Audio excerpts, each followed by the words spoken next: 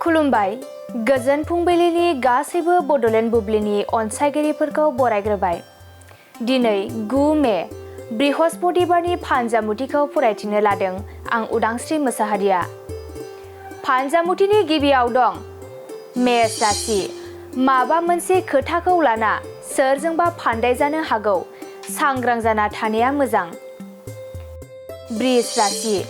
गावनि आंगोखौ मोजां मोननाया बारा जानो हागौ, रंजा खुसियैनो थानो हागोन, मोजां सान। मिथुन राशि।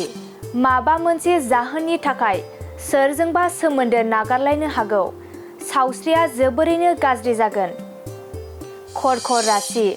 बायदि हाबा मावनो खाबु मोननो हागौ, गोजौ फारसे जौगानो हागोन, मोजां सान।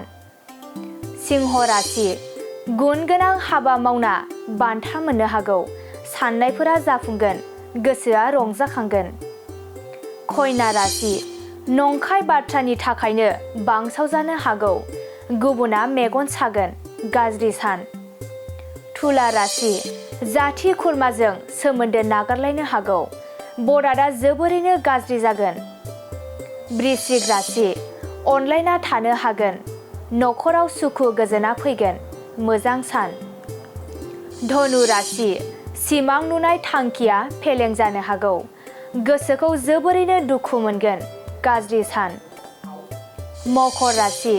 माबा मोनसे गोरोन्थि हाबा मावना गोसोआव गिखांबाय थागोन, उसुखुथुयैनो साना बारलांगोन। कुम्भ राशि।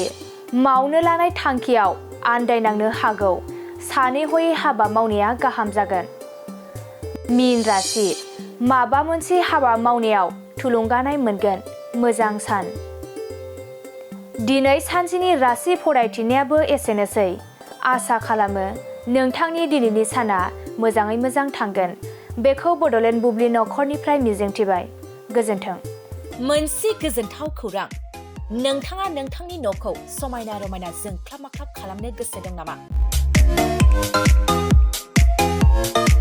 थारैनो नोंथाङा नोंथांनि न'खौ समायना रमायना साजायनो गोसो दंब्ला नोंथांमोननि थाखाय बिजनेस बेन्स प्रडाक्ट्स कम्पानिया गोजोनथाव खौरां लानानै फैदों। गोदान बोसोर रंजालि बैसागु फोरबोजों लोब्बा लाखिनानै बेन्स प्रडाक्ट्स कम्पानिया नोंथांमोननि थाखाय अफार होनाय जादों। चिरां जिल्ला बेंटल गेट 27 राजा लामानि एबा सिबिथाय लामानि साखाथियाव नोंथांनि न'खौ समायना रमायना खालामनो गोसो जानाय रायजो राजाफोरनि थाखाय बिजनेस बेन्स प्रडाक्ट्सआ लानानै फैदों गोजोनथाव खौरां। पलिग्रेनाइट, WPC एबा PVC, wooden flooring, wallpaper, steel roofing, soffit ceiling बायदि गाबनि न' साजायग्रा खम बेसेनावनो नोंथांमोना बायनानै लांफैनो हागोन।